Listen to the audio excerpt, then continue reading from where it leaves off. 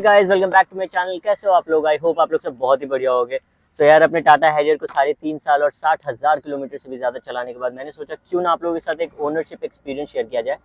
सो इस वीडियो को मैं बेसिकली डिफरेंट कैटेगरीज में कैटेगराइज करूंगा ताकि आप लोगों को बेहतर समझ आए। सबसे पहले तो मैं बताऊंगा कि मैंने टाटा हैरियर ही क्यों ली 2020 में।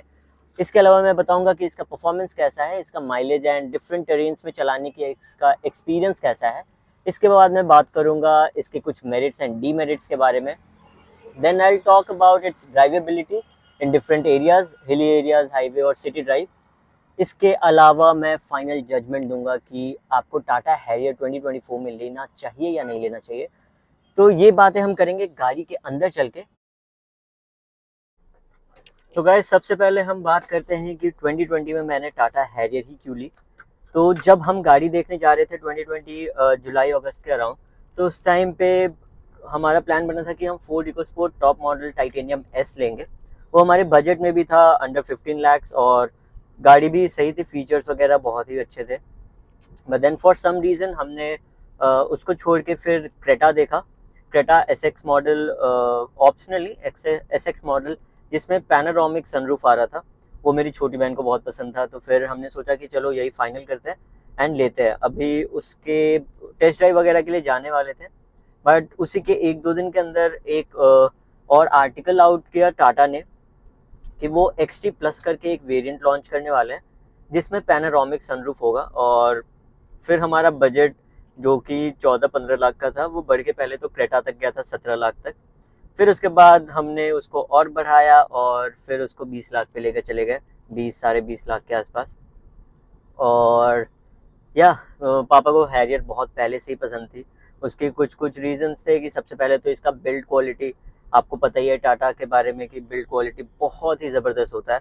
और ये हमने भी देख लिया, इसके डोर का जो थर्ड की जो आवाज़ है उससे पता लग जाता है कि इसका बिल्ड क्वालिटी कितना बढ़िया है, कितना सुपीरियर है बाकी गाड़ियों के हिसाब से।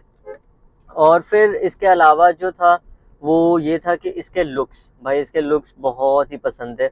पापा को भी पर्सनली बहुत अच्छे लगते थे। शुरुआत में जब 2019 में ये गाड़ी लॉन्च हुई थी उस टाइम भी उनको बहुत पसंद आया था। तो हमने सोचा कि हाँ, फिर हैरियर ही लेते हैं। और इसका बुकिंग किया हमने सितंबर में एंड फाइनली 8 दिसंबर 2020 को हमने ये गाड़ी जो है डिलीवरी ले ली इसकी। 3 महीने का वेटिंग था, बट 3 महीने से भी कम लगा। हमने सितंबर लास्ट वीक में बुक करा था और ये हमें दिसंबर फर्स्ट वीक में मिल गया। उसके पहले आ चुका था, बट कुछ डिले चल रहा था हाईवेज वगैरह पे, जिसके कारण दिल्ली की एंट्री उसकी बंद थी। तो 3 महीने के पहले ही मिल गई हमें गाड़ी और बस यही था, फिर हमने ले लिया। सो गाइज, अब मैं बात करने जा रहा हूँ टाटा हैरियर की परफॉर्मेंस के बारे में। So guys, this car comes with 2.0 Kryotec diesel engine जो कि प्रोड्यूस करती है 170 horse power and 350 newton metres of torque, which is more than sufficient be it for any terrain.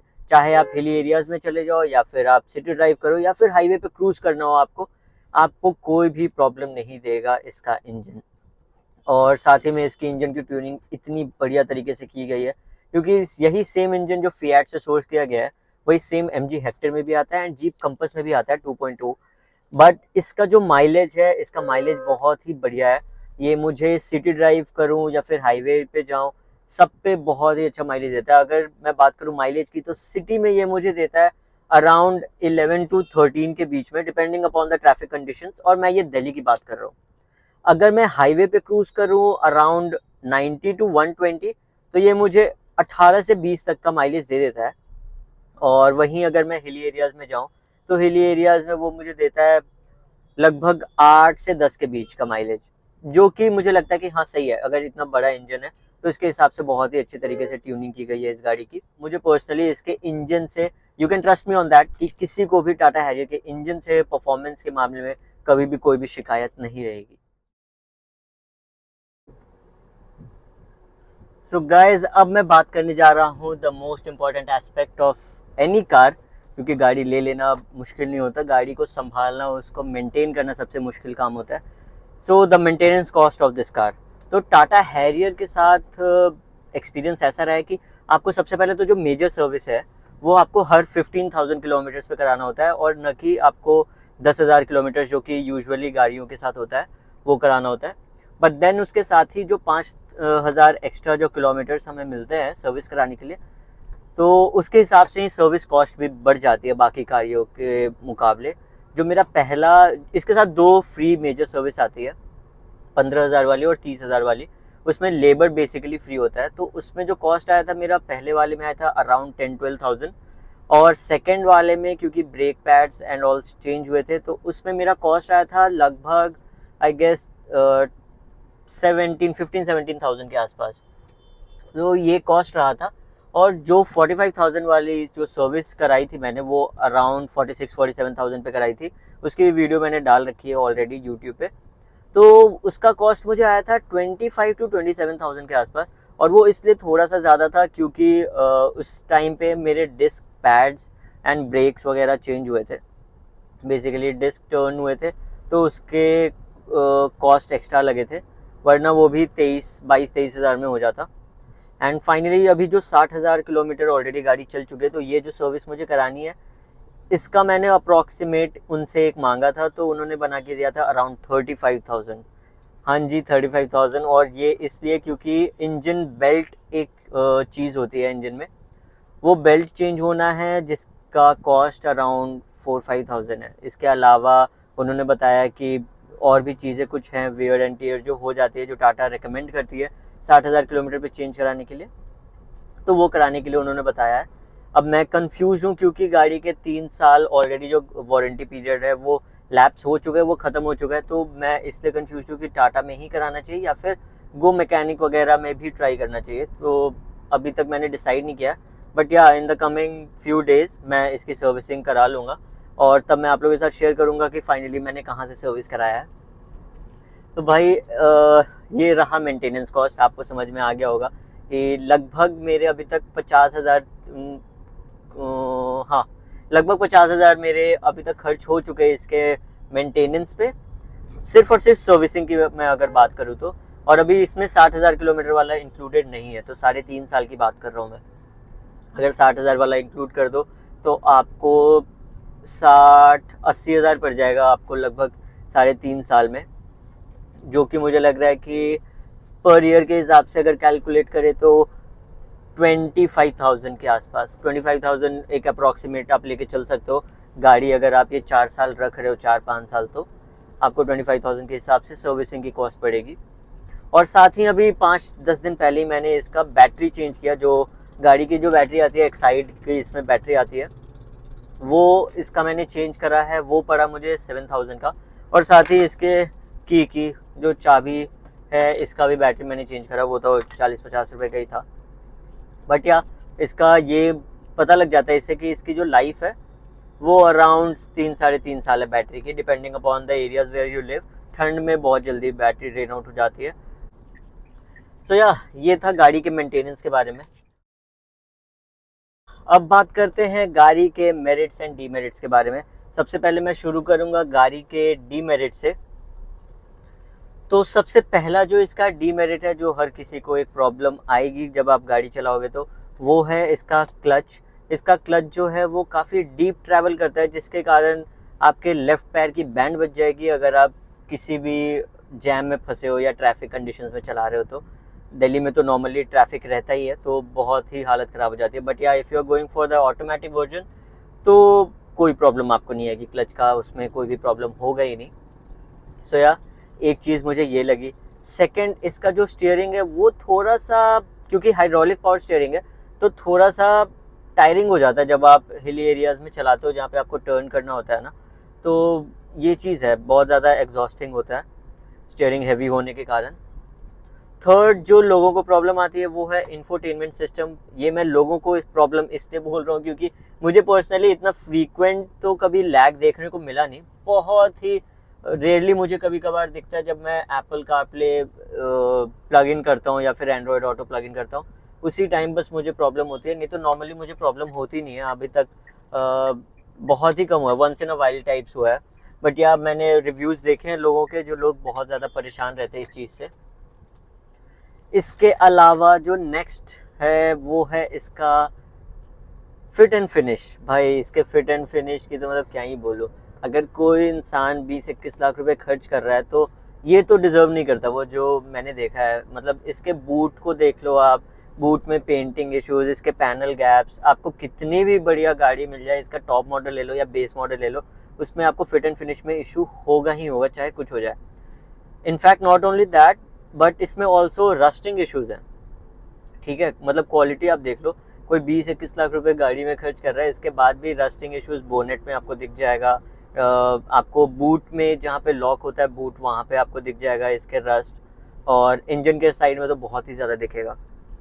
तो एक रस्टिंग इश्यूज है, मतलब वही फिट एंड फिनिश में ही आपका आ जाता है, ये कवर हो जाता है। इसके अलावा जो मेजर है वो है आफ्टर सेल सर्विस, जिससे सब कोई परेशान है। हालांकि मैं पर्सनली परेशान नहीं हूँ, क्योंकि इसका रीज़न ये है कि मैं जब भी गाड़ी सर्विसिंग कराने जाता हूँ, साथ में पापा रहते हैं मैक्सिमम टाइम्स, तो हम डायरेक्ट जो भी जनरल मैनेजर होता है उस शोरूम का, बेसिकली उस सर्विस स्टेशन का, हम उसी से जाके डायरेक्ट कांटेक्ट कर लेते हैं, और उनसे अच्छे से डील करने पे, उनसे बात करने पे फिर वो थोड़ा सा प्रिविलेज दे देते हैं, प्रायोरिटी भी दे देते हैं सारी चीज़ों में, और अच्छे से काम हो जाता है। मुझे कभी कोई भी कंप्लेन नहीं रहा टाटा से आफ्टर सेल्स सर्विस की। इसीलिए जब भी लोग इसकी बात करते हैं तो आई गेट कंफ्यूज कि ऐसे क्यों कह रहे लोग। बट या मैंने बहुत सारे वीडियोस देखे जहाँ पे बहुत बदतमीज़ी से इसके सर्विस स्टेशन में आप चले जाओ, या फिर इसके डिलीवरी एक्सपीरियंस के टाइम में लोगों को अच्छा डिलीवरी एक्सपीरियंस नहीं होता। But personally maybe I am lucky enough, but मुझे ऐसा कोई भी इशू कभी भी फेस नहीं करना पड़ा। तो या इट्स ऑल्सो हैक, अगर आप भी जा रहे हो कभी, तो आप कोशिश करना कि थोड़ी देर जाके आप जनरल मैनेजर से बात कर लो वहाँ के, और अपना एक्सपीरियंस शेयर करो अगर आपके साथ कभी ख़राब एक्सपीरियंस रहा तो, ताकि वो अश्योर कर सके कि आपके साथ भी ये ना हो। ये बेसिकली मेरा एक तरह से रिकमेंडेशन होगा, बाकी आपकी मर्ज़ी। तो ये थे इसके कुछ मेजर डीमेरिट्स, जो कि मुझे लगता है ये जो फेसलिफ्ट वर्जन आया है इसमें स्टीयरिंग का प्रॉब्लम तो इन्होंने सॉल्व कर दिया है, इंफोटेनमेंट सिस्टम भी बहुत बढ़िया कर दिया है, साथ में कैमरा क्वालिटी भी बढ़ा दिया है। बट क्लच के बारे में मुझे आइडिया नहीं है, क्योंकि मैंने इसके कोई रिव्यूज़ नहीं देखे क्लच के बारे में। और फिट एंड फिनिश का तो अभी भी इशू है, ये मैंने देखा, अभी भी फिट एंड फिनिश के इशू है, पैनल गैप्स हैं अभी भी। सो यार Tata needs to improve on this. इसके अलावा बात करते हैं अब मेरिट्स की, तो भाई इस गाड़ी में मेरिट ही मेरिट है। सबसे बड़ा मेरिट है टाटा का लोहा, जिसके कारण इसको मिलता है 5 star rating. 5 star rating G N cap में पिछले साल ही हुआ, और Tata safari and Tata Harrier दोनों को ही 5 स्टार रेटिंग मिली है, जो कि ऑब्वियस था, मिलना ही था वो तो। इसके अलावा इसका जो रोड प्रेजेंस है, इसके रोड प्रेजेंस का जो मेन रीज़न है वो है इसका साइज़। इसका साइज़ क्रेटा से बड़ा है और कम्पीट करता है, मतलब बढ़िया। अगर फॉर्च्यूनर के सामने खड़ा करो तो ठीक है, इसको ओवर एग्जैजरेट नहीं करूँगा मैं, फॉर्च्यूनर के लेवल का नहीं है, बट हाँ ठीक है, थोड़ा बहुत सिमिलर सा लगता है, अच्छा लगता है, ठीक है। साइज़ इसका बड़ा है, इसमें स्पेस बहुत ही ज़्यादा है। थर्ड इसकी जो मेरिट है, इसका लेग रूम हो या फिर बूट स्पेस हो, कभी भी किसी को भी दिक्कत नहीं होगी। पीछे आराम से 3 लोग बैठ सकते हैं, नॉट कंजेस्टेड, आराम से बिल्कुल बैठ सकते हैं।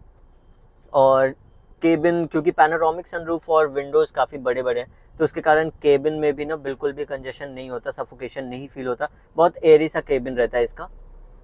इसके अलावा और बोले तो फिर हाँ, इसकी बिल्ड क्वालिटी के कारण इसका एक और एडवांटेज ये है कि जो आपको स्टेबिलिटी मिलती है हाई स्पीड पे। अगर आप हाईवे पे क्रूज़ कर रहे हो, मैं वैसे रेकमेंड नहीं करूँगा, बट हाँ मैं गाड़ी को 190 तक लेकर जा चुका हूँ, 190-195 तक, और गाड़ी में बिल्कुल भी कोई दिक्कत नहीं थी, बहुत स्टेबल गाड़ी चल रही थी। वैसे आपको नहीं चलाना चाहिए, और ये भी मैं एक दफ़ा ही बस लेकर जा चुका हूँ। बस ऐसे ही जब गाड़ी नहीं होती है तो आपको स्पीड टेस्ट करने का मन करता है, because I was driving a hatchback before, तो मुझे था कि एक बार एक्सपीरियंस करना है ये स्पीड को भी।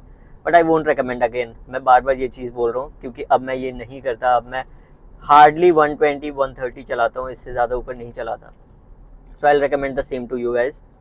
इसके अलावा मेरिट इसकी ये है कि इसमें इंजन नॉइज़, लोग बोलते हैं कि नॉइज़ सही है, बट बाकी डीजल इंजन के हिसाब से मुझे इसका नॉइज़ उतना ज़्यादा नहीं लगता, पर्सनली आई एम स्पीकिंग। अगर आप गाड़ी मेंटेन करके रख रहे हो तो, और टाइमली सर्विसिंग वगैरह करा रहे हो, तो आपको, मुझे नहीं लगता इंजन की भी कोई प्रॉब्लम होगी। हाँ ठीक है, डीजल इंजन में ऑलरेडी आवाज़ होती है, बट इसके पहले मेरे पास टोयोटा की ईटियोस थी, ईटियोस क्रॉस, उसमें इंजन नॉइज़ इससे ज़्यादा था, तो उसके सामने मुझे ये कम लगता है। सो या that was about the merits and demerits of this car. So guys, अब फाइनली मैं बात करूंगा अपने जजमेंट की कि आपको 2024 में टाटा हैरियर बाय करनी चाहिए या नहीं, या फिर किन लोगों को बाय करनी चाहिए। तो गाइज बात सीधी सी है, अगर आपका रिक्वायरमेंट बस सिटी ड्राइव के लिए है, सिर्फ और सिर्फ city drive and hardly any like long tour या फिर हाईवे ड्राइव, तो भाई आप लोगों को टाटा हैरियर नहीं लेनी चाहिए। इसका रीज़न मेन ये है क्योंकि इसका जो साइज़ है वो सबसे बड़ा इशू है। इसका साइज़ मैसिव होने के कारण, मैसिव एज एन बिग होने के कारण, बड़ा साइज़ होने के कारण आप इसको हर जगह लेके नहीं जा सकते। पार्किंग की बहुत इशू आती है, मुझे पर्सनली आती है। जब भी मैं कहीं जाता हूँ तो भाई आपको हर जगह पार्किंग अवेलेबल नहीं है दिल्ली में।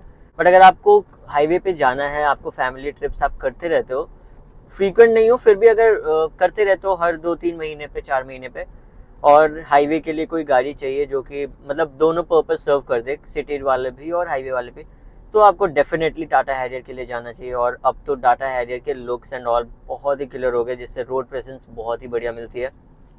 हेड टर्नर बन चुका है जो नया वाला टाटा हैरियर है। मुझे भी पर्सनली ये अपने वाले से वो अब जो नया वाला आया वो ज़्यादा पसंद है लुक्स के मामले में। सो या अगर आप दोनों ही देख रहे हो तो यू वोंट बी डिसअपॉइंटेड, चाहे आप हाईवे ड्राइव करो या सिटी ड्राइव करो या फिर हिल्स पे ड्राइव करो। तो yeah in 2024 if you are looking for a car, और कंपटीशन भी इसमें ज़्यादा कुछ बच नहीं गया है ही नहीं। एल्काज़ार है 7 सीटर में है तो उसके लिए सफारी है।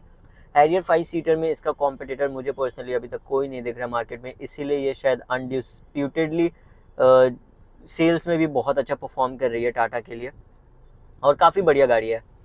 तो गाइज यही था इस वीडियो के लिए। अगर आपको ये वीडियो मेरी पसंद आई तो do hit the like button and subscribe to my channel for further updates, further vlogs. बहुत ही ज़्यादा व्लॉग्स आने वाले हैं। अब हाल फिलहाल में मैं ट्रिप्स भी करूँगा, आने वाले 1-2 महीने में उसकी प्रिपरेशन शुरू कर चुका हूँ ऑलरेडी, और देखते वो सोलो होगा या फिर ग्रुप के साथ होगा। मोस्ट प्रोबेबली सोलो ही होगा। So yeah thank you so much for watching this video guys. Bye bye, till then take care.